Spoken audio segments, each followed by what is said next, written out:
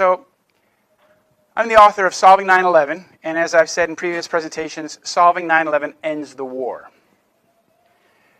I was an investigative journalist in Washington, D.C. when 9/11 started. Here I am presenting evidence at the first citizens' grand jury in Los Angeles. And I'm the author of the Solving 9/11 set of books. And the latest book is The War on Terror, which is a very small book about the War on Terror. The Solving 9/11 set of books investigate various aspects of the false flag terror atrocity. But my main focus is who is behind 9/11 and why was it done. This is the book of original articles.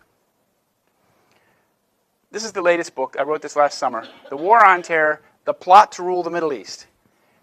9/11 was a policy coup. It was blamed on Muslims. 9/11 was blamed on Muslims in order to initiate, to start the War on Terror as an operational war. But behind the War on Terror is a covert strategic plan to redraw the map of the Middle East. You might ask yourself, why is the United States in Syria? We have no national interest in Syria. We haven't had it for a long, long, long time. Yet we have troops there. We're occupying the third eastern part of the country from the Euphrates River to Iraq. And we have also occupied the southern part of the country where Syria butts up against both Jordan and Iraq. Why are we there? What's the purpose? Well, 9/11 and the War on Terror were both conceived by Israeli military intelligence in the 1970s when Menachem Begin, the head of the Likud party, came to power. Menachem Begin is known as the father of terrorism. Here he is. He's the founder of the Likud party. He was born in Russia, came to Palestine in 1942, became leader of the Irgun in 1944, which was a terrorist group, bombed the King David Hotel, killing 93 people, British headquarters in 1946, then was involved in the massacre of the Deir Yassin village, which was meant to scare the Palestinians to fleeing, which many did. And he created the Likud party in 1973, became prime minister in 1977, and promptly invaded Lebanon in 1978. This is the emblem of the Irgun, which he was the head of. It's a Jewish terrorist group, and it's connected to the Netanyahu family because Mr. Netanyahu's father was the director of this movement, the Irgun, and the new Zionist organization since 1940. Here is both Mr. Begin and Netanyahu. These men are cut from the same cloth. This is the group that they belong to. The great group that they have allegiance to is a group of terrorists. In 1974, a British journalist asked Mr. Begin, he said, how does it feel in the light of all that's going on to be seen as the father of terrorism in the Middle East? And Begin said, in the Middle East? He said, in all the world. So he put on himself the mantle of being the father of terrorism in all the world. That's his words. Well, 9/11 was a false flag terror atrocity that was designed to instill fear and rage in the American population so that we would accept and we would get behind this war on terror. And I have to say, it succeeded very well. 17 years later, we are still involved in the war on terror. There is virtually no public resistance to it, and there's no political resistance to it. But starting the war on terror, the open-ended war on terror, was the primary reason for the false flag terror attacks of 9/11. 9/11 was a policy coup that brought us a global war on terror and a series of disastrous wars across the region. They call it the Long War. And the war on terror is a suitable title because the war on terror is the longest and most expensive foreign war in U.S. history. Yet there is no resistance to it. How can that be? How can the American people be so numb to American war fighting in a dozen countries across the Middle East? Well, the main reason is because it's out of sight, out of mind.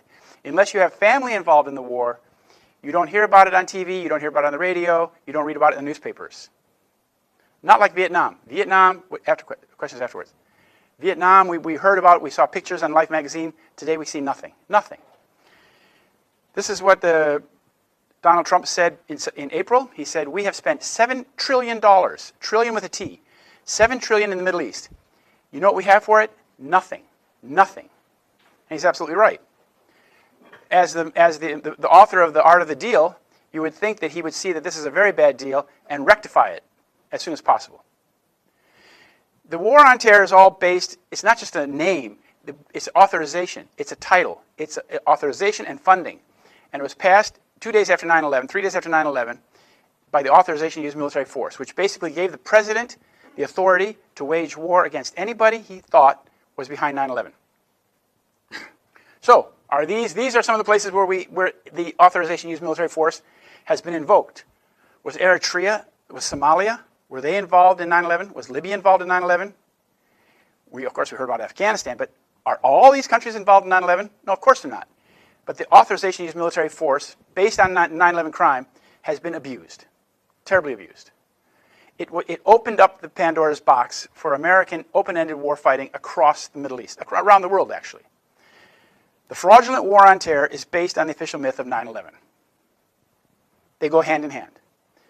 The war on terror is a criminal fraud. We are spending about $400 million per person, per U.S. victim of terrorism per year. So for a cause of death, if you have cancer or influenza, you get pennies. This stack of bills would have to be 1,000 times higher to reflect the amount of money that's being spent per victim of terrorism. Terrorism is not a leading cause of death in this country.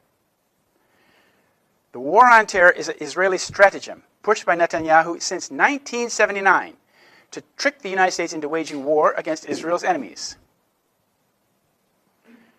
The war on terror is based on the 9/11 lie, and unfortunately, Donald Trump has adopted that lie. He said in August of 2017, 9/11, the worst terrorist attack in our history, was planned and directed from Afghanistan because that country was ruled by a government that gave comfort and shelter to terrorists. And he said that as he increased military presence and effort in Afghanistan. Wesley Clark, who was running for president, this was the man who ran U.S. military forces in Europe during the Yugoslavia campaign. And he said, whether you're a Democrat or Republican, if you're an American, you ought to be concerned about the strategy of the United States in this region. What is our aim? What is our purpose? Why are we there? Why are Americans dying in this region? That is the issue.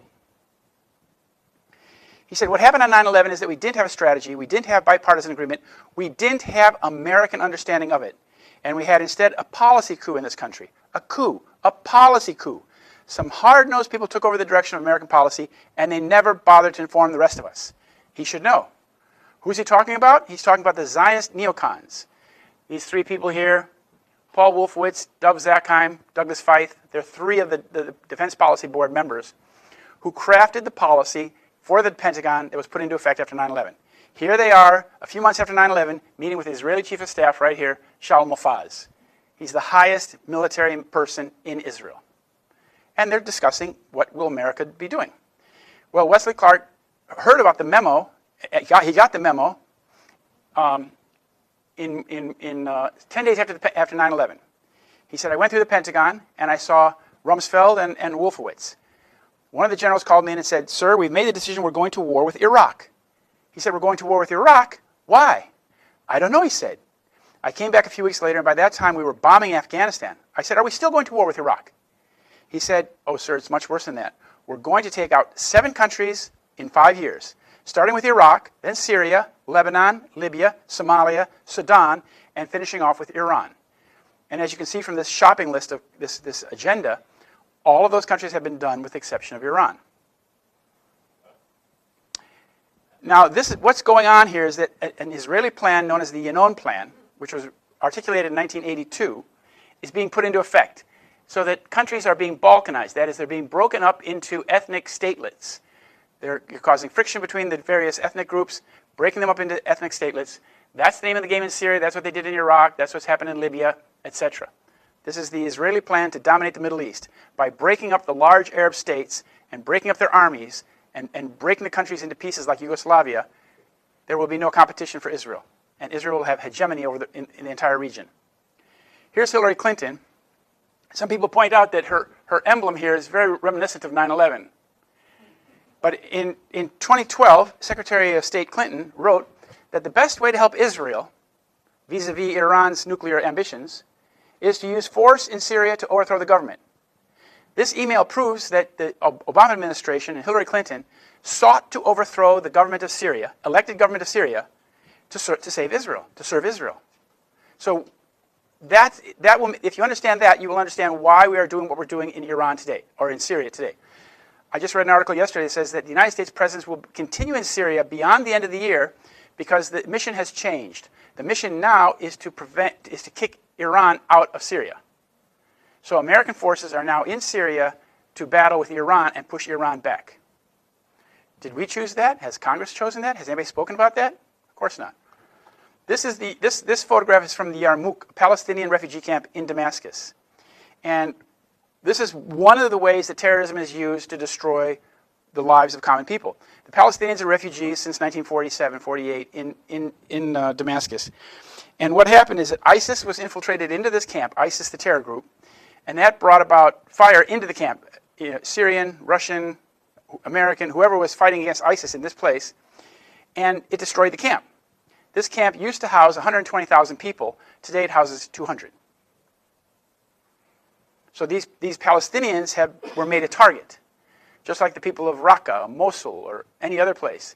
ISIS is the target, and they put that target wherever they want, and then destroy everything around the target.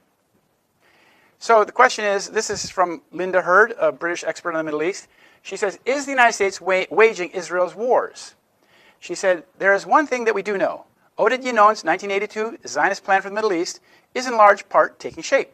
Is this coincidence? Was Yinon a psychic? Maybe. She says, alternatively, we in the West are victims of a long-held agenda, not of our making, and without a doubt, not in our interest. So we're waging war for another entity, for another nation, for another interest that's not ours. And we're paying for it. Our sons and daughters are fighting it. And this is the partition of Palestine. When it happened in 1947, Menachem Begin rejected it. He said, Jerusalem was and will forever be our capital. And Eretz Israel will be restored to the people of Israel. All of it and forever. This is to give you an idea what Eretz Israel means. It means the land of Israel. And according to people like Menachem Begin, it extends from the Nile River to the Euphrates. And this area right here is the Kurdish area, which happens to be occupied by the United States. This is all Syria right here. This is where the United States is occupying 1/3 of Syria. These are the various ethnic communities, religions, factions in Iraq and Syria. And from the Yinon plan, Yinon said the dissolution of Syria and Iraq is Israel's primary target on the Eastern Front. The dissolution of the military power of these states serves as the primary short-term target. This is exactly what we did when we went to Iraq in first in 1991 and then again in 2003.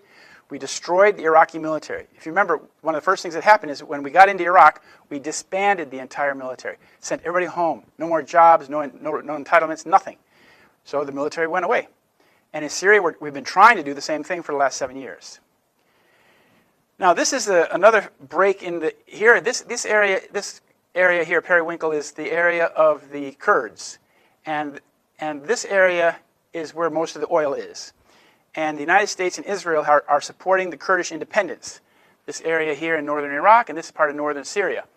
And in pursuing that, the largest holder of the reserves in this Kurdistan area of Iraq is a company called Janel Energy, which is a Rothschild company. So they're going after the strategic assets. And these two cities, Mosul and Raqqa, were targets of the American anti-terrorist attacks last summer, which destroyed those cities, destroyed them. Here's Mosul in June of 2017, the great mosque of Al-Nuri, destroyed in the Battle of Mosul. The Americans put our artillery around the cities and just pounded them for months. And that has a price. Here's Syria, the other city in Raqqa, in Syria, October 2017. At least half the city is totally destroyed. Now here you have to understand that these are on the edge of the Kurdish area, but these cities are, Mosul is the second biggest city in Iraq. They contained a lot, they were inhabited by a lot of Sunni Muslims. And that's why they were pounded. So we said we were fighting ISIS, but under the pretext of fighting ISIS, we destroyed the cities and pushed a lot of people into become refugees. The northern part of both Iraq and Syria are peopled by the Kurds. And this was the leader of the Kurdish movement in Iraq. He resigned shortly after his failed attempt to separate the country. But I'm showing you the relationship with Israel. Here's his father, Mustafa, meeting with the Mossad chief in 1966. Here's his father in Israel meeting with Moshe Dayan. And this is the Israeli flag flying along with the Kurdish flag in a protest or a rally in Erbil. So 9/11 happened. We were very quickly given this narrative, I call it the Zionist narrative, about what happened. And the media has imposed on the public a false story that radical Islamic terrorists were to blame for 9/11. Now, the only way to liberate ourselves and our nations from the madness that we're currently in for 17 years is to expose and understand the true source of the terrorism. If you go away from this presentation, or if you believe that Muslims did 9/11 with all nanothermite and destroying the buildings and fooling the US military, then you will support the logic of war. If you understand we've been deceived about 9/11, the logic of war evaporates. What happened on 9/11 is that the media and the government declared it to be an act of war. Now, that's a very important legal term, because that meant that there would not be a criminal investigation, but rather we would treat it as an act of war by 19 Arabs who happened to be supposedly coming from Afghanistan. And based on that logic, we went to war in Afghanistan. But Larry Johnson, speaking about the terrorists, or the alleged terrorists in Florida, he is a former director of counterterrorism in the State Department. He said, "We don't have anything in history to compare with this. The only thing that comes close to it is a former Soviet intelligence operation." Because these are the 19 alleged hijackers, but 15 of them lived in Florida, where many of them had been issued duplicate licenses. Others had passports had been stolen, which meant that somebody was using their identity for them and leaving behind a trail in their name. And we now know from the BBC News shortly after 9/11 that I think 7 of them were alive and well after 9/11. And they said, my picture's being used, my name's being used, but I'm fine. I'm alive. So that raises the question. If at least 7 of the hijackers were still alive after 9/11, who were the people playing the roles of the real hijackers? Were there real hijackings? Was it all a show? Well, about the 19 hijackers, Robert Mueller, who was then head of the CIA, FBI, said in September 2002, he said, "There is no legal proof to prove the identities of the suicidal hijackers." Now, this is an old Mossad trick. If you read the book, The Little Drummer Girl, you'll see that the Mossad tells the actress who's leaving a trail for a Palestinian, the Mossad man tells to the woman, the actress, "Terror is theater. Theater's a con trick." Do you know what that means? Con trick? You've been deceived. And that's what we are as a nation. The whole deception is meant to deceive us. I went to Germany after 9/11, shortly after, because I knew it was dangerous to be pointing out the lies of the government story when the government was going to war. So I went to Germany for a couple of years and worked out of Berlin. And I spoke to some of the former German intelligence agents, heads, chiefs, and they told me, this guy told me that it would look like a Hollywood production. And he talked about the deathly precision and the magnitude of planning would have required years of planning. And the absence of leaks, he said, was further indication that the attacks were state-organized actions. So what state are we talking about? Another German guy, Andreas von Bülow, told me without hesitation, it's Israel, Mossad.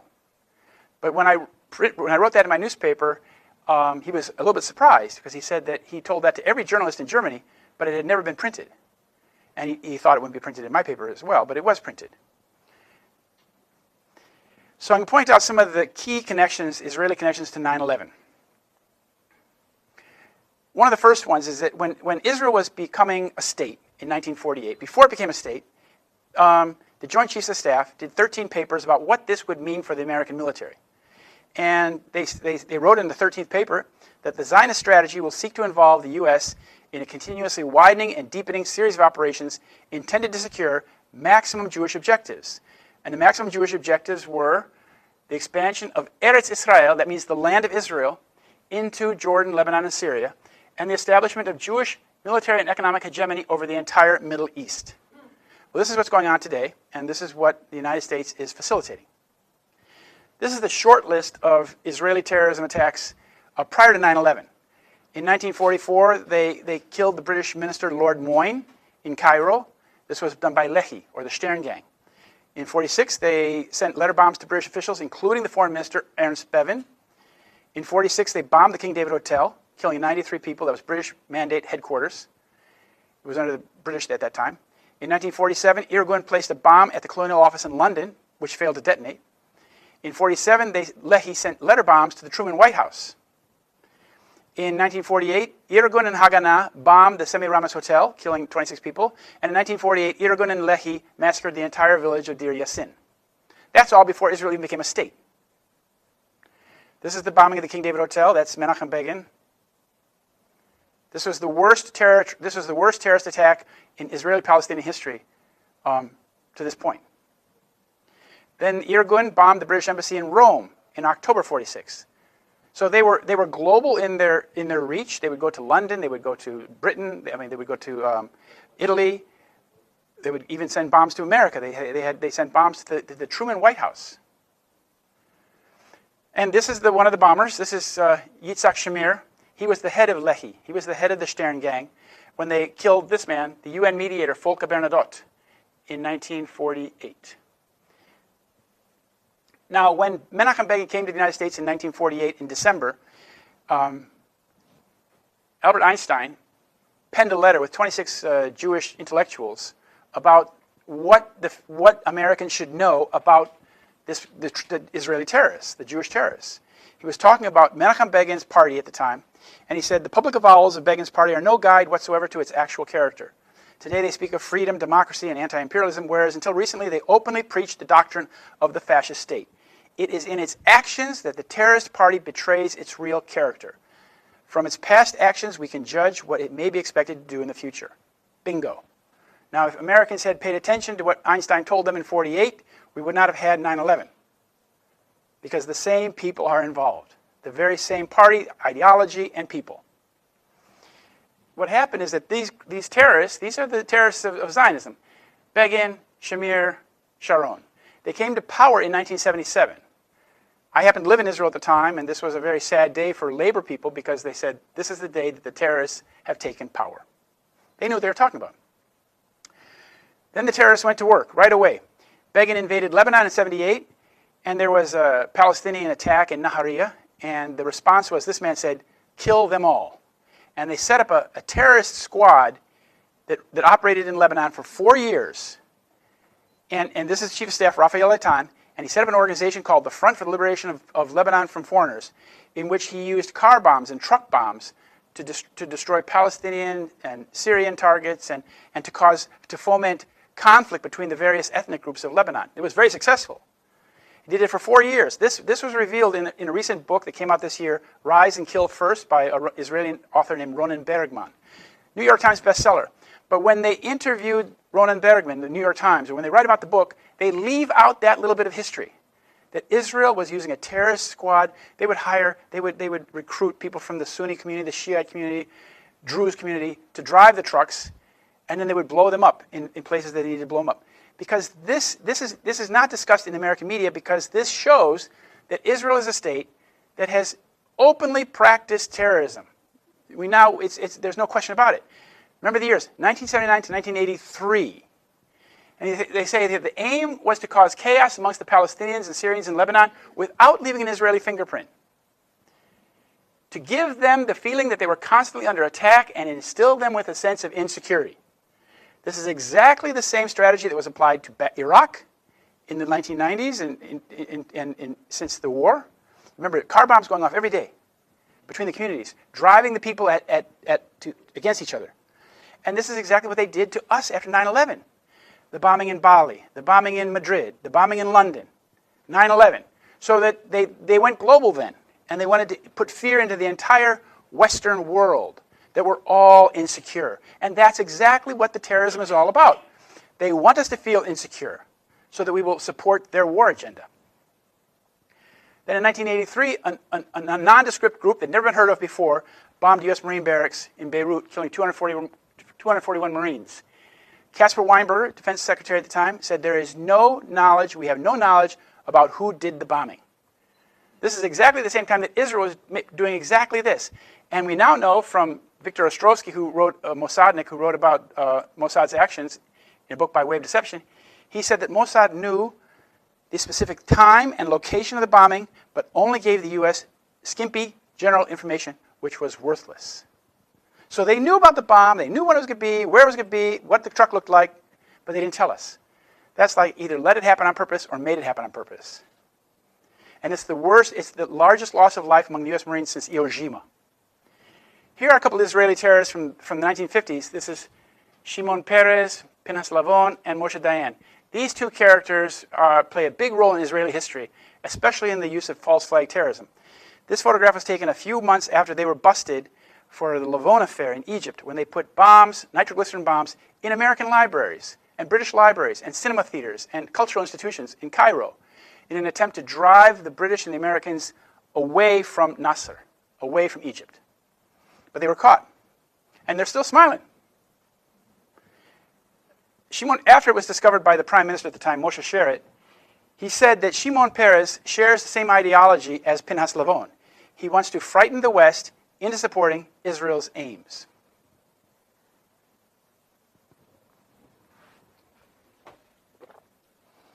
And this is exactly where we are today. The whole name of the game of the terrorism is to scare us into supporting Israel's aims, to drive us as a nation, as a people, as a military, right behind the Israel camp, so that we become the fighters of their wars for them because we are affected by the fear.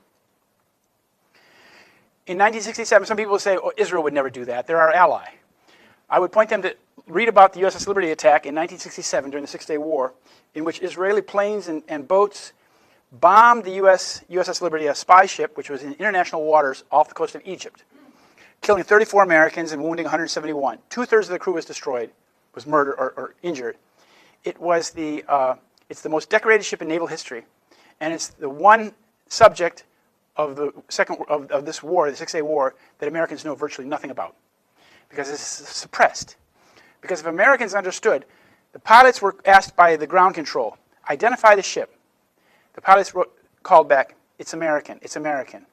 The order came from the ground control, sink the ship, no survivors. Now, if Americans understood that history, which has been revealed since 2006, they would realize that Israel is a state that will attack the United States when it suits their purposes. This is an attack in Libya in 1986, in which the United States was tricked. Israel tricked the United States into attacking Libya. They rented an apartment in Tripoli, then they broadcast radio transmissions to the apartment in Tripoli, which then went up into the satellite. The American signals intelligence picked up the information, thinking that it was coming from Libya, and then went and attacked Libya. This was when they killed Gaddafi's daughter and all that back in 1986. So the war on terror, I'm going to talk a little bit about how the war on terror evolved. It's an Israeli stratagem, how it developed. In 1978 is when this all started to come into fruition. In 1978, Israeli intelligence agent Arnon Milchan made his first film called Medusa Touch, in which a Boeing 747 crashes into the Pan Am building. Here they are setting up for the film. This is the cover of the book. And here we have, the same year he made the film, here we have Arnon Milchan meeting with Israeli Defense Minister Ezer Weizman. So you can see he's at the very highest level of the Israeli military. They're making a movie predicting something that's going to happen in the future. Here he is. He's a big Hollywood producer, made JFK, Pretty Woman, Brazil, other films. He's said to be worth $5 billion, but the point is, if you read the book about Arnon Milchan, called Confidential, you'll see that he is the external banker who controls the slush funds that Mossad uses for external operations. That's where the money comes from. And he made this film in the year 2000. Well, his business partner, a man named Rupert Murdoch, who owns Fox News, Rupert Murdoch's company made this film in 2000, in which a Boeing passenger aircraft is flown into the World Trade Center. And this aired on TV. This plane in the movie was a half-an-hour film, worth watching. It's called The Lone Gunman pilot episode. And in this movie, the plane is remotely hijacked with passengers on it. And the blame is put on the American military-industrial complex, looking for a new enemy. In 1979, this is 1 year later, the head of Israeli intelligence, this man, Issa Harel, predicted that the Arabs would attack the tallest building in New York City. He made that prediction to this man, Michael Evans, a Zionist, a Jewish Christian evangelist from Texas. And Harel predicted that the Arab terrorists would attack this tallest building in New York City. That was 22 years before 9/11. And you see the relationship here between Mr. Evans and Menachem Begin.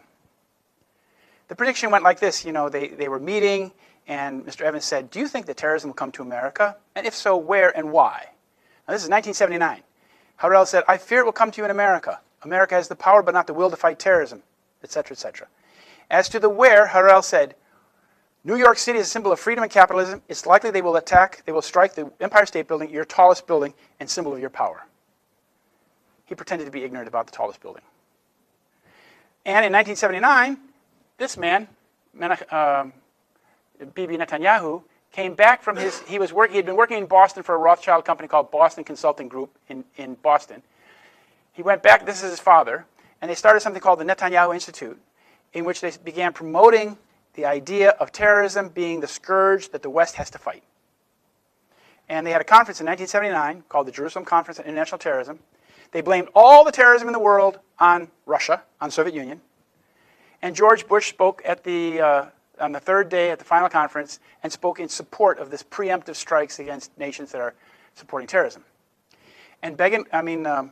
Netanyahu went on to make a career promoting the war on terrorism. Terrorism, how the West can win, fighting terrorism, and calling for the United States to come to the Middle East to wage war against those terrorist entities that were plaguing Israel.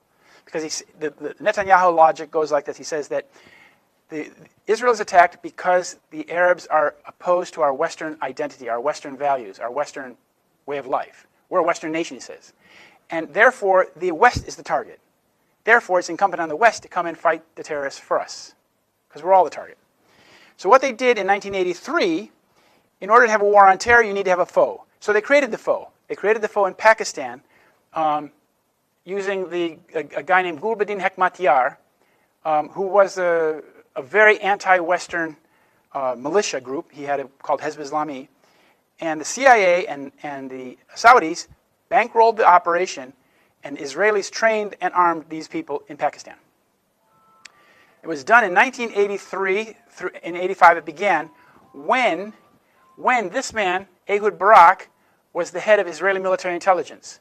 And they sent their men and weapons they had taken off the battlefield of Lebanon, took them to Pakistan, and trained these characters, people like Osama bin Laden, in the arts of terrorism.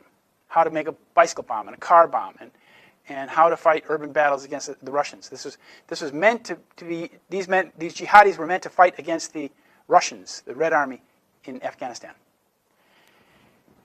And in 1983, it was done with Charlie Wilson, this congressman from Texas. He's the one who led the whole thing. And he arranged with the Israelis to provide the weapons and the trainers in Pakistan. And this is him shaking hands with Gulbuddin Hekmatyar. But the question is, why would the United States and Britain, why would they be funding and training the most anti-Western of the Mujahideen? This man was rabidly anti-Western. Why would you do that? Because they were creating the boogeyman. They were creating the enemy for the next war on terror, which was Al-Qaeda. And it was done, this is the man, this is Zvi Rafia, the head of Israeli intelligence in Washington, D.C., and he was this man's handler, Charlie Wilson's handler.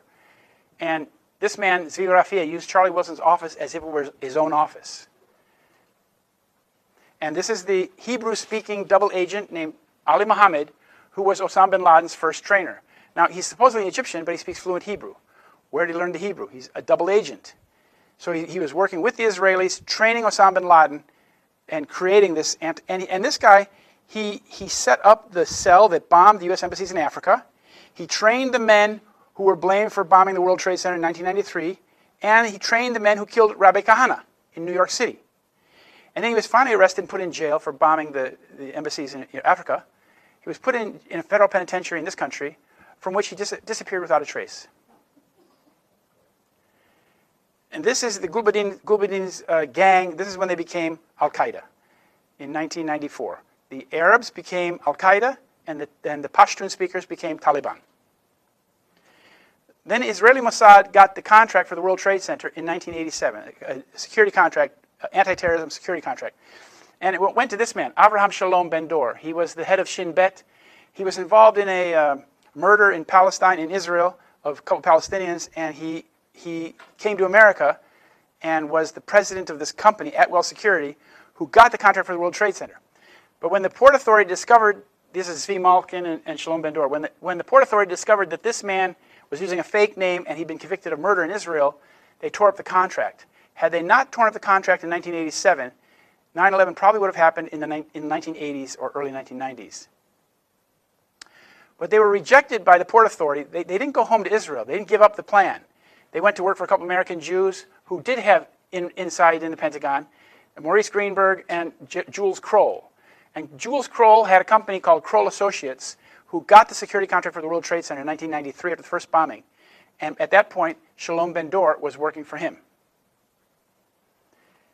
And in 1992, this son of a terrorist, this is Rahm Emanuel, mayor of Chicago right now. His father was a member of that Stern gang, the Leahy gang. This man became the senior advisor to Bill Clinton. This is the guy that set up the whole Lewinsky thing, but he was also instrumental. He was the Mossad's man in the White House, so that he made sure that the right people got appointed to the bench, the right appointments were made under Clinton to make the 9/11 project move forward. And his father was a member of Leahy. He served in the Israeli army, yet he was the senior advisor to the White House. This is the 1993 bombing of the World Trade Center. And in this case, Michael Chertoff was the U.S. Attorney for the District of New Jersey. He played a key role in the prosecution in which Muslims were blamed for the bombing. The 6 people were killed. Chertoff oversaw the prosecution, and Judge Mukasey oversaw the actual trial. And in the trial, the FBI, who was involved in actually making the truck bomb, they paid this man $1 million. This is another Egyptian colonel. This man was the guy who ran the sting operation in which these guys were stung. And he used wires and recorded so that they became indictable. And he testified. He was paid $1 million. This guy, Imad Salam, was paid $1 million to testify against these other fellows that he had rounded up. And then he went into the witness protection program, new name, new face. And then this ideation of the war on terror, or of the 9/11, came out in this article in Foreign Affairs, in which Philip Zelikow, John Deutsch, and Ashton Carter wrote about catastrophic terrorism, how this would be something that could happen next month. And in this article, they had a study group.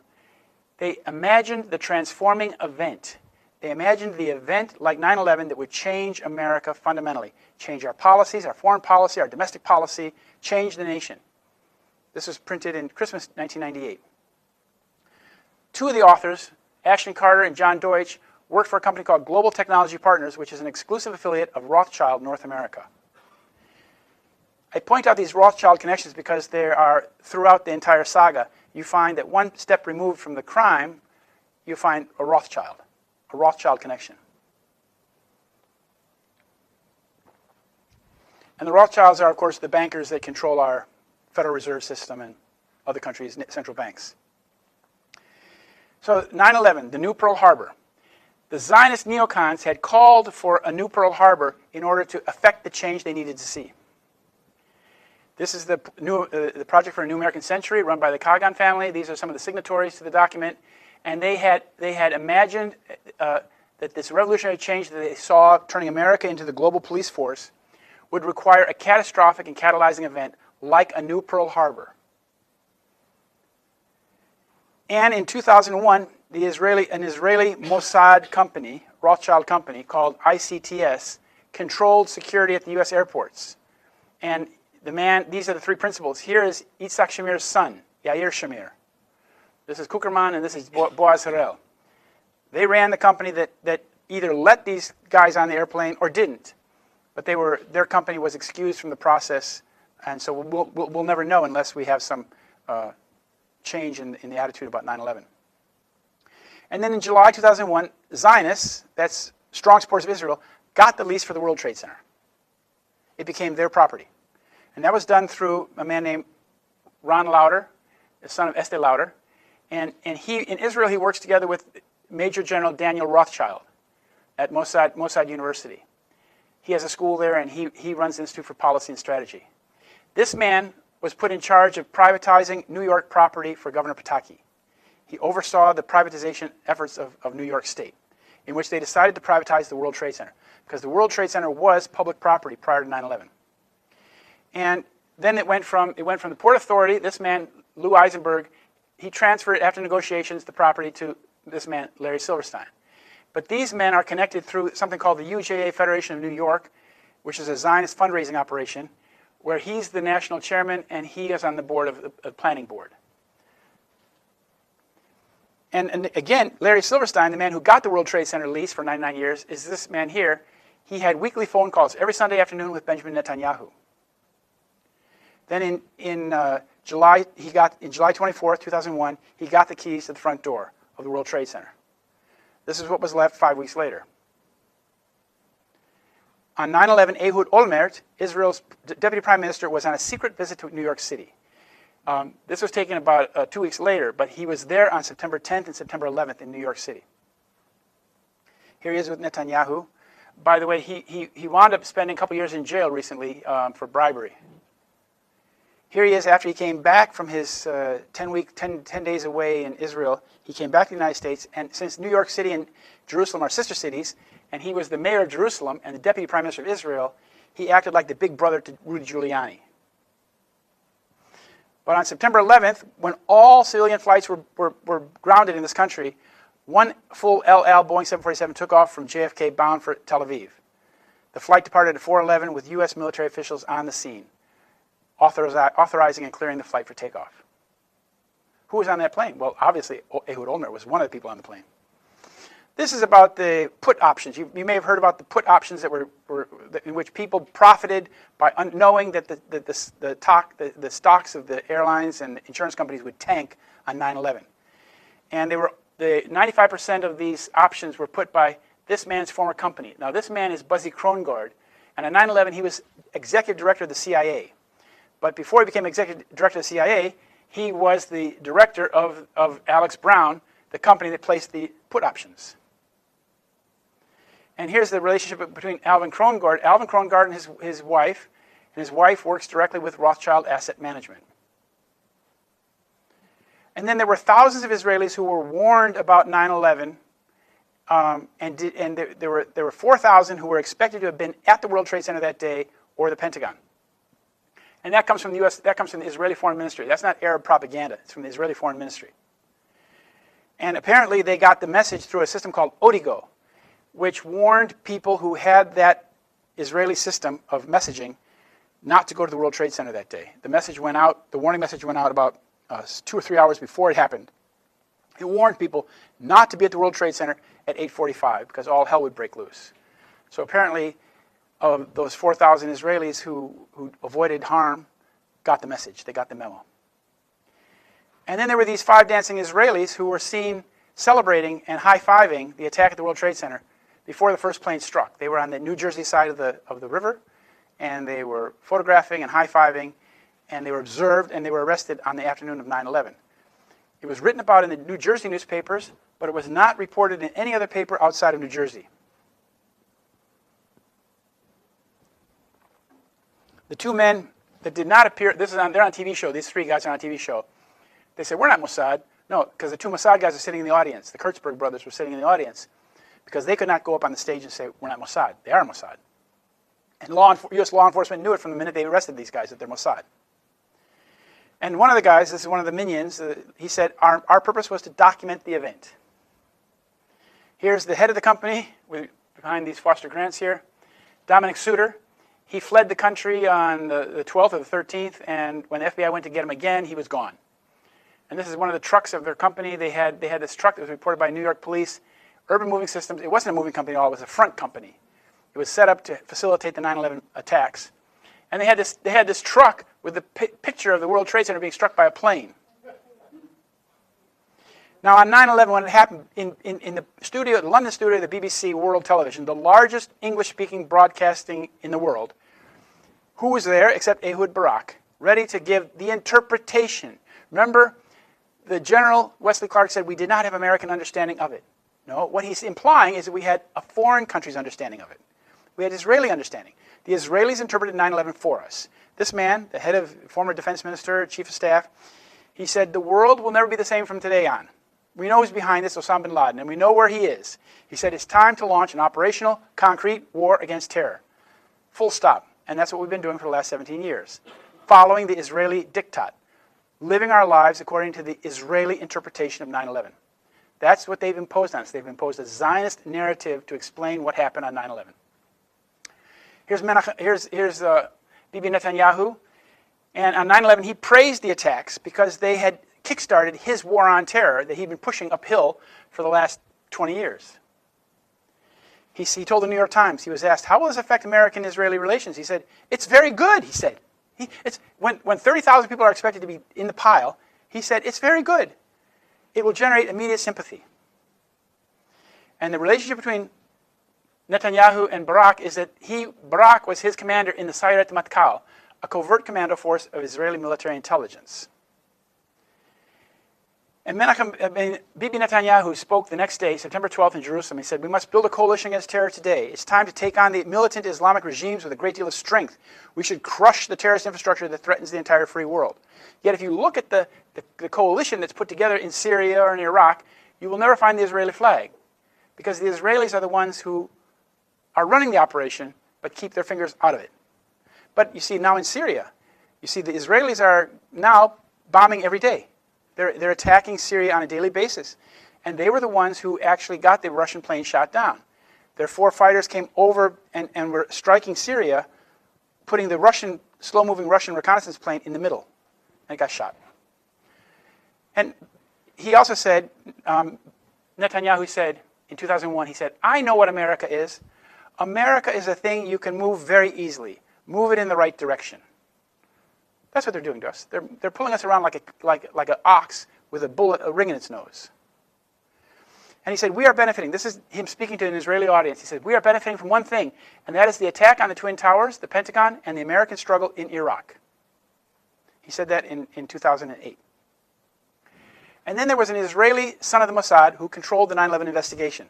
This is the man, Michael Chertoff. He was put in charge of the investigation, which became a non-investigation, in which the evidence was destroyed. And for day-to-day decisions, Chertoff had the last word. Then he became Homeland Security Czar in 2005. In this position, he maintained his control of the evidence of 9/11. Controlling the evidence, destroying the evidence was the key aspect of his work. And the evidence was destroyed from the day one. This is some of the steel that was piled up, that was a big pile of steel. And they began right away carting the steel off to a couple Zionist junkyards where it was destroyed 24/7, cut into small pieces, mixed with other scrap, and sent to Asia for destruction. Because the steel would provide evidence of what really caused the towers to fall. And then the Zionists presided over the 9/11 lawsuits and litigation. This is the judge, Alvin K. Hellerstein. There was a fundamental conflict of interest, though. His son worked for a law firm in Israel that represented ICTS, the company that was overseeing security at the airports on 9/11, in Boston, in Newark, in Dulles. Here's the relationship. His son was working for a company that was the parent company of ICTS. And that same group of people, ICTS, was in the tort litigation that he oversaw for the families of 9/11. That's a primary family conflict of interest. And the Zionists also oversaw the settlements of the money. This man dished out the money for the first 2,900 families. His name is Kenneth Feinberg, very high-level Zionist. This is Sheila Birnbaum. She oversaw the war of attrition against the 96 families. There were 96 families who held out for a day in court. They never got it. One by one, they were settled out of court. And the Zionists control the 9/11 myth and the legacy. This is the ground zero. This is the World Trade Center Memorial. And they control the interpretation of the event. Was given to us by this 9/11 Commission report by this man, Philip Zelikow, who's an expert at creating public myths. And he came to the table as executive director of the commission with a complete outline already finished before the staff even began working. So he had prepared the myth in advance. Then they would pick information that they would put into the myth to make it work. But the people who worked on the council, on the 9/11 Commission, like the senior counsel, John Farmer, said that what government and military officials told Congress, the Commission, the media, and the public about who knew what when was almost entirely and inexplicably untrue. Here are the co-chairmen of the Commission report. They said, to this day, we don't know why NORAD told us what they told us. It was just so far from the truth. So these are the people who actually wrote the report or worked on the report, telling you that it's a pack of lies. Then the Israelis constructed the memorial, the legacy, where the kids go in the school buses and get the walk around and go to the museum.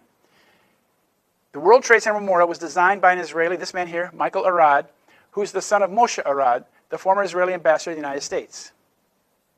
So from A to Z, from ideation to legacy, it's all been an Israeli project. For 17 years, the media has given us this story, a false narrative about 9/11 and the War on Terror, all the while suppressing real evidence that disproves the official myth, like the molten metal that poured off the building, like the molten metal that was found in the basement of the World Trade Center, like the tiny droplets of molten iron that were found in the dust.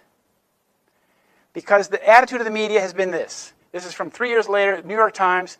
In the 3 years since 9/11, we've begun to understand that it's possible to know what happened without knowing what happened. That's their position. We don't need to know. Now, if the government and media are lying to us about 9/11, it means they are controlled by the same people who carried out 9/11. That is our political predicament today. Our government and media are controlled by the people who carried out 9/11. That gives you an idea of how evil this whole thing is. But they control our government. If they didn't control our government would be looking for the truth. If they didn't control the media would be investigating. But they don't. So the 6 crucial elements, this is the end of the program, the 6 crucial elements of the Zionist control of 9/11. I want to point out the hexagram star is not a Jewish symbol, it's a Zionist symbol. It was adopted by the First Zionist Congress in 1897 in Basel. First, they controlled law enforcement. Michael Chertoff oversaw the investigation, the non-investigation, and control of the evidence. And prosecution. He should have prosecuted the crime. Point 2, they controlled the interpretation through the mass media of how the American people understood 9/11. Like Philip Zelikow wrote this commission report, and the media told us what happened, their narrative, without proving it. Thirdly, litigation. As I said, Judge Alvin K. Hellerstein oversaw the tort litigation with a conflict of interest in which he excused the Israeli company, said, I don't know why you're here, you can go home, you're just the parent company. So they controlled those 3 things: investigation, interpretation, litigation. Then they controlled security at the airports on 9/11 and in the Twin Towers themselves. ICTS controlled airport security and passenger screening, and as I showed you, the Kroll Associates controlled security at the World Trade Center. Then they controlled our government at the time, and still do. The Zionist control of senior U.S. officials like Bush, Cheney, Rumsfeld, Ashcroft, and Rice. It comes that they're senior advisors. Like here's Condoleezza Rice, and here's her senior advisor. This is Philip Zelikow. This was the senior advisor to Cheney. This was Deputy Secretary of Defense. These are the people that ran the government response. And they controlled the military. The Zionists had control over the Pentagon's Defense Policy Board through this cabal of guys called the Zionist neocons on the Defense Policy Board. They crafted the policy to overthrow 7 countries in 5 years. It's not an American interest. We have no interest in overthrowing Syria or Iraq or Afghanistan. We're doing this for somebody else. So you need to understand who we're doing it for if you want to understand why we're fighting. This shows you, this is, in the Bible, the 6-pointed star is often called the star of a diabolical entity called Remphan from Egypt or something like that. But this is to show you that there is evil in this. The 9/11 is a very, very evil thing, evil incarnate. And we have to remember that the people who are involved in the cover-up of 9/11 are themselves working for the evil. And this is written by Alan Zabrowski. He wrote this in 2009. He said the evidential trail for 9/11 and the wars in Afghanistan and Iraq runs from PNAC, AIPAC, and their cohorts through the mostly Jewish neocons in the Bush administration and back to the Israeli government. None of the denials and political machinations can alter that essential reality. And he wrote the introduction to my little book about the war on terror as well. He was the former director of studies at the U.S. Army War College. And this is the end of this program. And I want to end with this note that the only way to defeat deception is to increase awareness of the truth. And that's the thing, is that our nation is deceived. Our leaders are deceived. Our media is deceived. And they continue this deception on the public. And the only way we can reverse that trend and rectify the situation is to become more aware and to increase awareness of the public about what's really going on. So with that, I want to say thank you very much. And if you have any questions, we can do that. Yeah, sir. Well, I have questions and some comments. First of all, I've watched you a couple times on the web. Okay, in person, I'm very impressed. You're the first person to come up with a viable explanation as to how they brought the building down. I've heard a lot of fairy tales on that. You have a question? Anyway, You have a question? You have a question? Yeah, yeah. Have you ever read Rene Guénon? No. He said in the 1940s, he said that capital would push its way, and I'm paraphrasing, I haven't read it in a long time. He said capital will push its way throughout the world, he said, destroy one nation after another. But then he said, until we run into Islam, and he said they would bankrupt us. Mhm. Now, I don't agree with him. Do you have a question? You have a question? Yeah, well, yeah, I was asking if you had read that. No. And also, I do have it's another comment that I think what we have to do is stand back. I mean, we can look at Israel, but we can notice that capital, in other words, all the commercial interests and all the great expense and movement of capital that has happened in order to create Israel isn't objecting and isn't fighting back. There's this, in other words, this unanimous agreement that Israel is to conduct these affairs.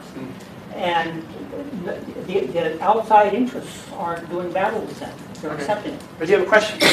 Well, it isn't a question, it's a comment. Okay, Let's finish. let's do questions, because we have very little Okay, time. you go ahead, but we should talk after this. Okay, yeah, I right. have a different way to look at it. Thank you. Thank you. Question? So have you done any research on the role of Israel and AIPAC on the current internet censorship thing that's going on right No, now? I haven't done any research about it, but it's pretty clear that Israel is involved in it. That's been openly reported. That Israel is working to, they have a team of people who are working to censor the internet. Yeah, and that they're like leading in this effort. It's an Israeli operation. Sir. So they got their bad guys, their bad side. They're the bad people. Who are the good people that are fighting against these bugs? Well, the good people aren't fighting so much. The bad people, as I show in this presentation, I list them by name, by party, by ideology, because it's a mistake to think that all Israelis are behind this, for example, or all Jews. They're not. Jews are actually deceived into thinking that they must support Israel. And so they're doubly trapped, because they're trapped as we are in the deception, the overall deception, but then they feel this pressure from their community to support Israel, although they may not want to support Israel. So they're doubly deceived. But the only people that are standing up against this openly are people in the 9/11 Truth movement. That's why I say 9/11 Truth is the peace movement.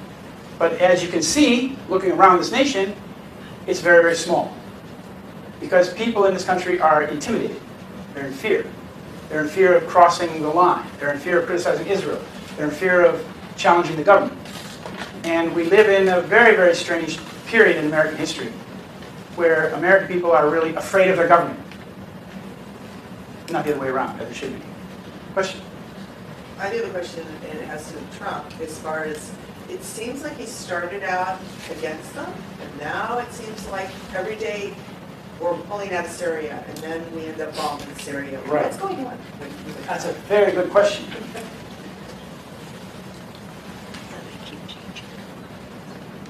He was in Helsinki the other day with Putin on the stage. All lovey-dovey. We thought that this is great, a new chapter in American-Russian relations. Putin and Trump meeting, agreeing, speaking kindly of each other.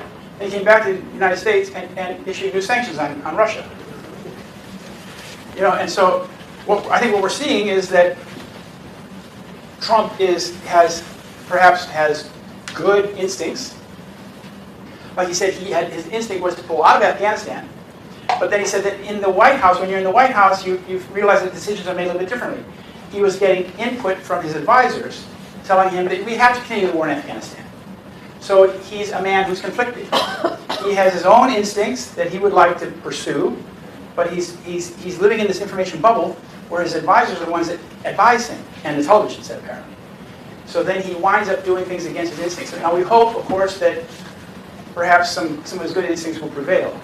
But as you see, you know, we're going into a very dangerous period now, I have to say, because the sanctions against Iran kick in November, the sanctions against Russia kick in, the situation in Syria is not getting better, the United States is going to stay in Syria, so it's all shaping up to be a very bad fall and bad winter. Question? Anybody? Sir?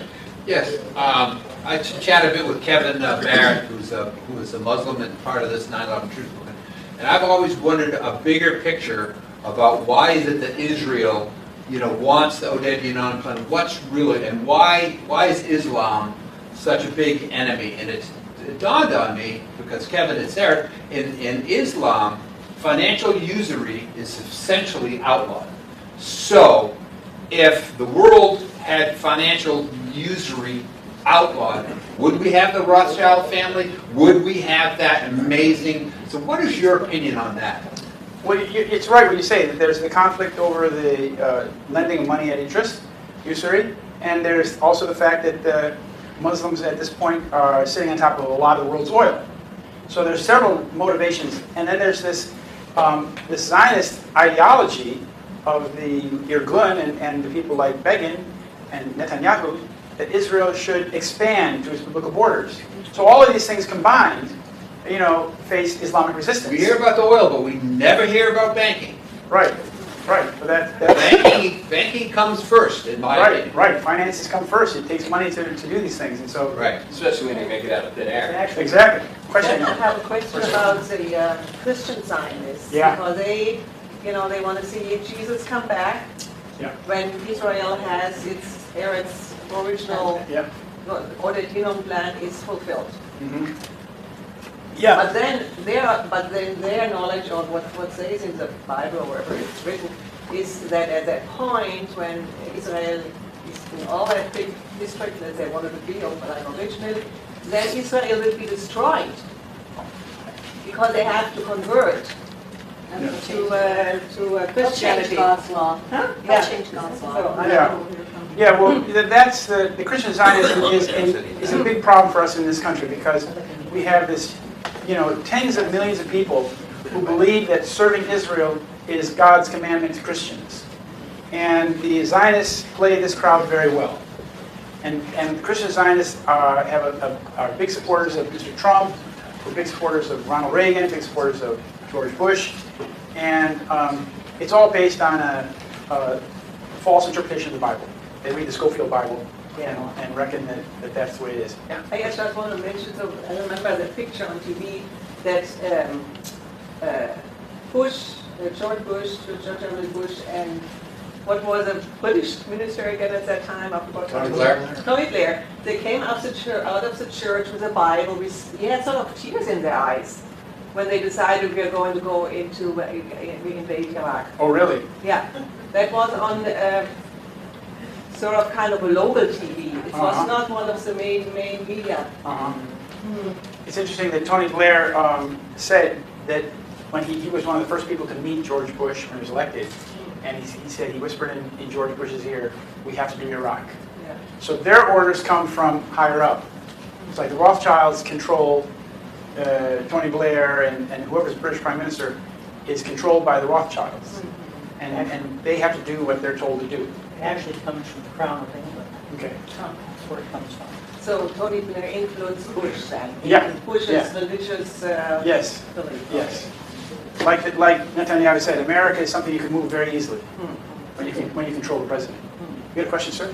Yeah, I just, and being aware of truth, are you aware of two new videos that have come out? One about the war games that were going on by James Corbett, excellent video, and also the one about the holograms, no airplanes hit it.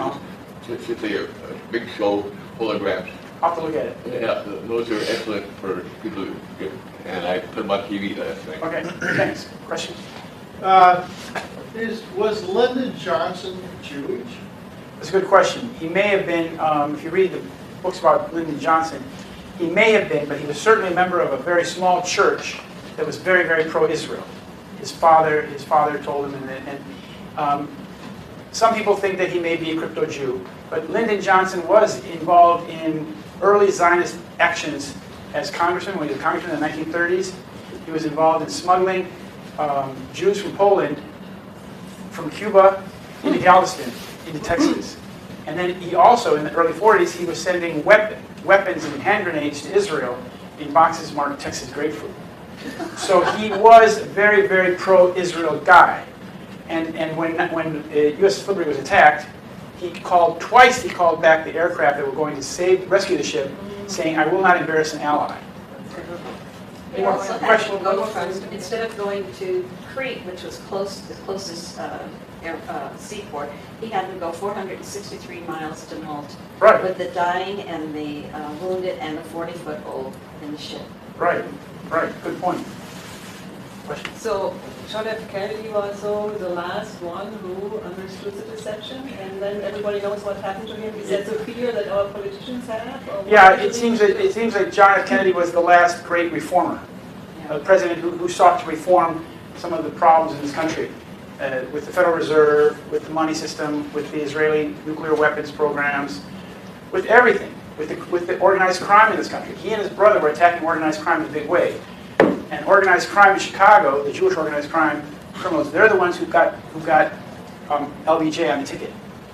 So that they had Jake Arvey was, for example, instrumental in getting, so that in this way they had their Trojan horse.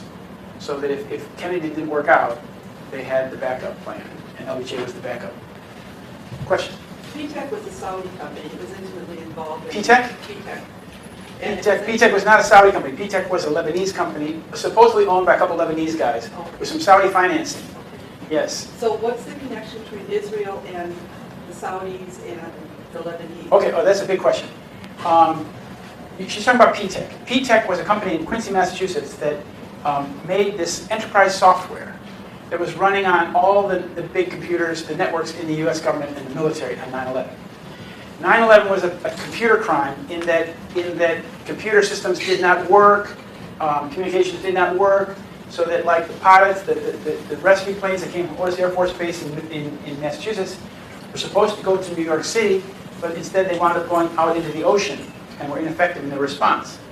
So P-Tech was this enterprise software company which enables a super user to know exactly what's going on in the entire network of an operation, computer network, in real time. P-Tech was supposedly, it was an Arab front company. There were a couple of Arab Muslims from Lebanon who were the owners. But now, if this was an Arab Muslim company with Saudi terror financing, why would it be running on Pentagon computers and White House computers and IRS computers and everything, all the computers? It was started up by in the startup of this company in 1994. There was a Jewish lawyer from Worcester, Massachusetts, and Michael Goff. And Michael Goff was in charge of setting the company up, getting the software, marketing the company, getting it sold, and he also worked for an Israeli company called Guardian, which is a Mossad company. So you have to understand, in my book, Solid 9/11, and the other Solid 9/11 book as well, you have to read about the computer networks, because this is a very big subject. But cybersecurity for the Pentagon was in the hands of the Israelis. Amit Yoran was an Israeli guy who graduated from West Point, who became the cybersecurity czar for the entire Department of Defense. What was his name again? Amit Yoran, Y-O-R-A-N. And this is a guy who runs hacking operations. And you have to understand that Israel, the biggest part of the Israeli army, is a unit called Unit 8200, which does cyber hacking, which does hacking into computer systems, which does all this computer stuff. And what appears to have happened is that they used this Jewish lawyer who was working at P-Tech to bring the software from Israel into the P-Tech software. And that is what gave the Israelis super user access on 9/11. So the others were just fronts. The other eight. There's a lot of front companies. I described several of them in my book. In Florida and in Massachusetts, the one that's Urban Moving Systems, that was supposedly a moving company. Well, it was actually Israeli intelligence. The same thing with this P-Tech. It was presented as a Muslim company from Lebanese Muslim guys. I called up the Muslim Lebanese guy and talked to him. He didn't want to talk very much because it's a front. It's a front. Now, when Israeli intelligence sets up a front company with a facade of Arabness and Muslimness, something's going on. But it's all a facade anyway. Even when you say Israeli, they're hiding. That's the facade for them. They're the Zionists. They're bad guys. They've been playing since Babylonian times. Yeah. The same thing, and they hide under whatever they are. So Yeah. when we say Israeli, we're actually not really calling it what it is. I mean, they could be hiding behind a Christian front or a Arab front or whatever. They'll hide. They'll get in wherever they possibly can. Okay. Question, ma'am. Could you tell us what we can do besides writing to your congressman doesn't do any good? Yeah. I've protested on the streets, down in downtown Seattle that doesn't do anything. What on earth can we do as American citizens to save us from this next Holocaust war that's going to happen? That's a great question. I wish there were an easy answer to it. There isn't. The people I've been working on this operation now for 17 years. I can't believe so much time has gone by.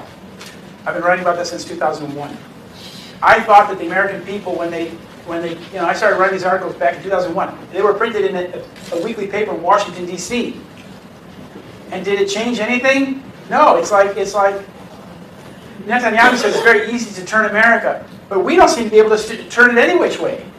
We seem to be stuck on this hijacked airplane, headed for the World Trade Center, and we can't change course. And how do we do it? This is, well, increase awareness of the truth, but that's hard. That's hard. Slowly, we're reaching a few more people, and people are becoming aware that we were lied to about 9/11, and that we've been lied to about the war on terror.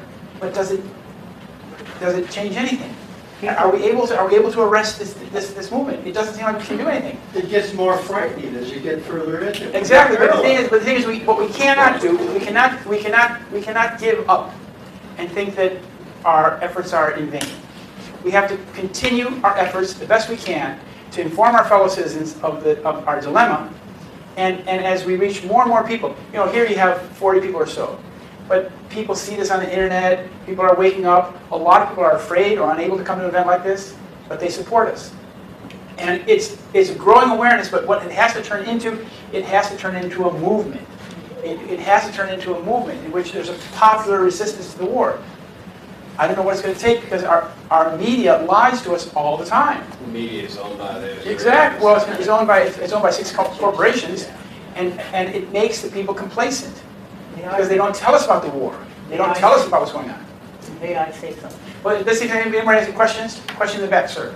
Do you think it would be effective to visit our local police departments with this information and packets like I've got here? Yeah. I mean, Brandon and I have started doing this. We're going to introduce it as a challenge, your local police department challenge, and we've been delivering packets of information and videos and literature, and trying to inform our leaders. I don't attend church, but maybe your church leader might want to. You think that might be effective to give this information to the community leaders? Yes. It's we need to inform everybody, the military, the law enforcement, everybody we can. But many people feel that they don't want to buck the trend. They don't want to go against the way that things are going.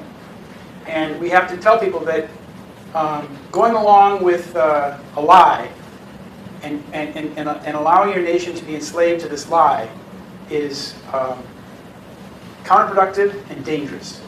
It's harmful. We're harming ourselves by accepting this lie and going through these wars. We're spending all the money, our country's being taken down into the gutter, our morality, our prestige is all going down. We have to stop it. Good. You want to say something? I was going to say that people that have been around this long before any of us here have understood that first you have to educate, then you organize, then you act. And the problem we face is the confusion, the disinformation, and the fact that the public, people do not spend time actually learning and understanding what they're looking at. You come to a meeting like this and you learn factoids, things. And I'm not saying they're not true. I'm amazed at how much you actually know. You've actually put a lot of work into this. But the trick to it is to understand it. To understand who's doing it, what the motives are. That's what I tried to explain. I know you're trying to explain. I know. I'm not belittling you. You do a good job.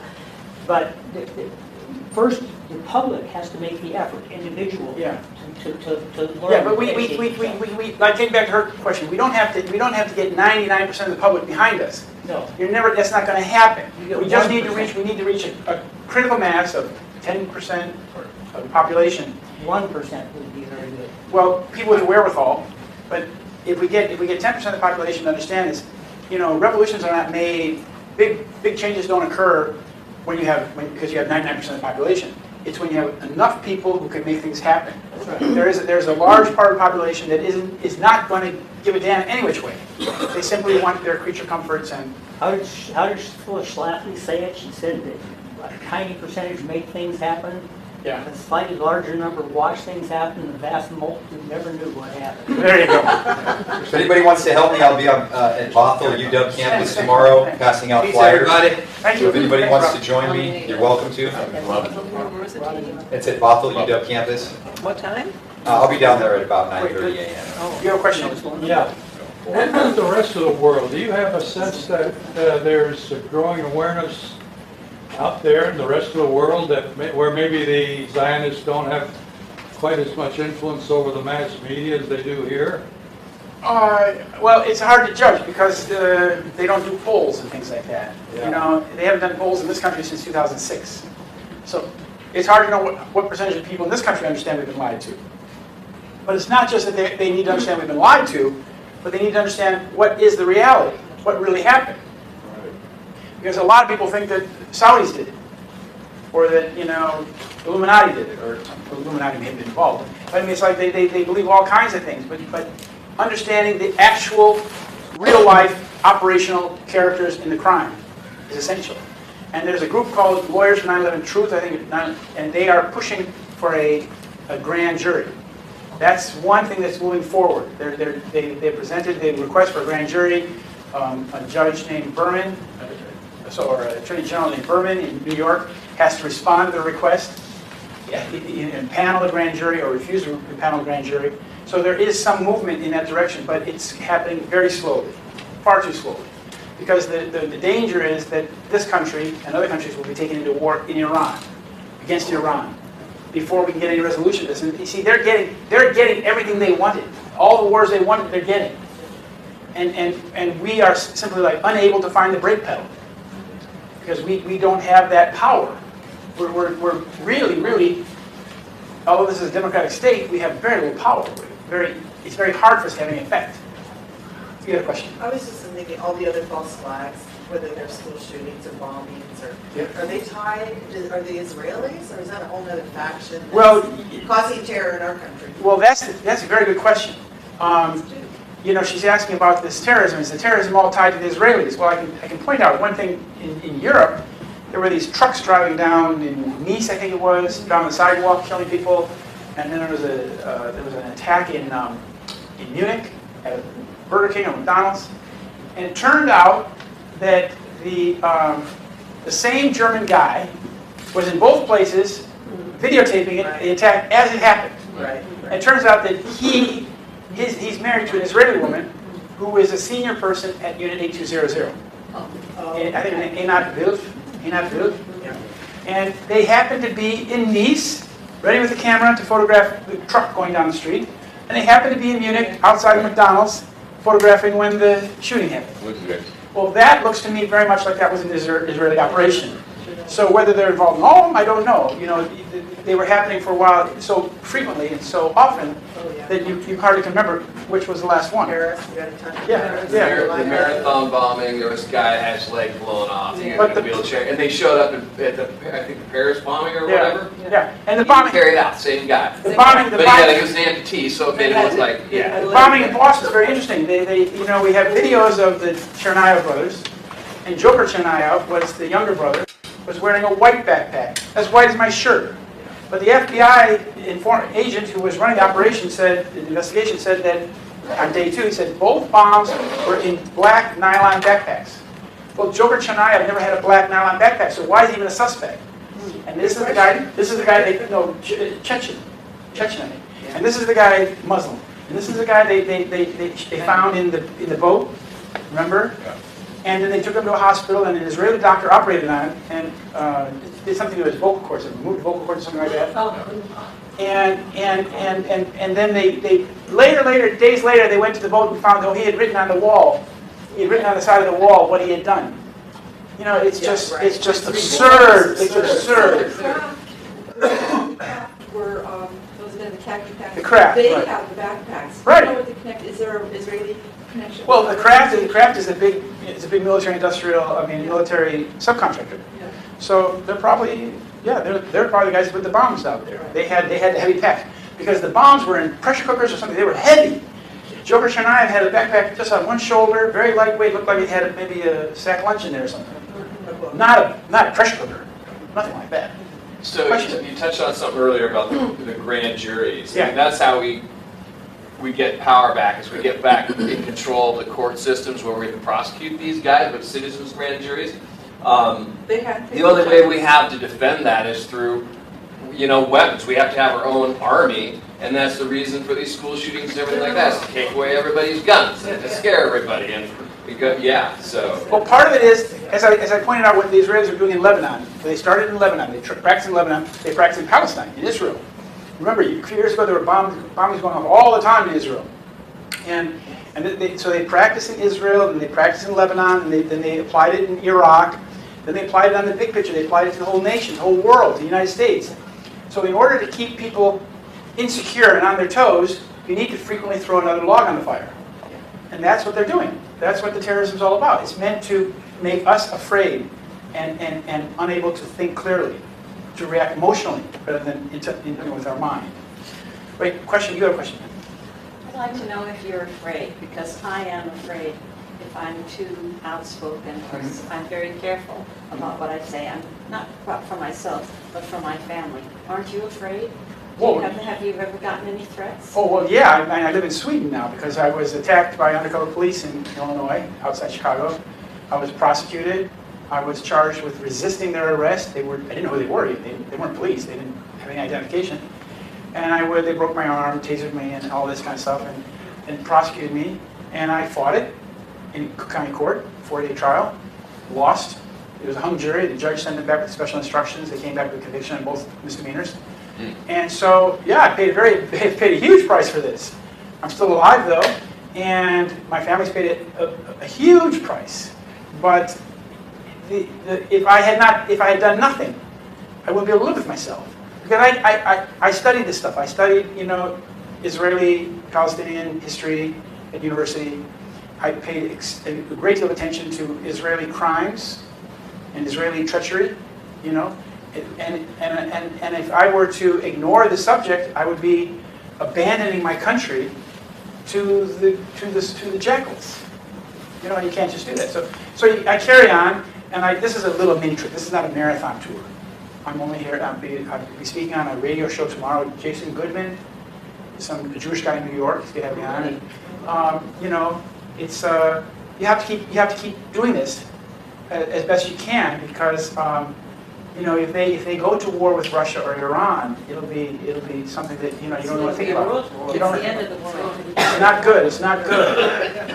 And we're living in times when people who think about Armageddon, God, you just look at the map of Syria and what's going on there. You say, I really think that the threat of the Russian thing, the Iranian thing, is more to scare the crap out of people, Right. like the Cold War. Right. They'll go in and destroy us before that even happens. Like they're sending all these refugees up into Europe. Right. If you're trying to get rid of a fire ant pile, you can throw poison at it, water at it, whatever, fire, whatever. They'll still be there. Right. But you take another fire ant hill pile and you take a shovel there and you dump it on that one, and vice versa.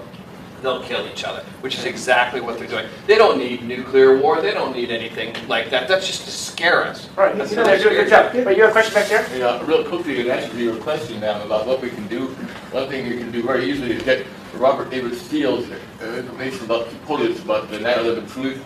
And it's about 101 pages, and you can share it with people like I did. I did a little workshop on it last week. It was outstanding, and people really got energized. And you can share this with your groups. It's just 101 pages of different things.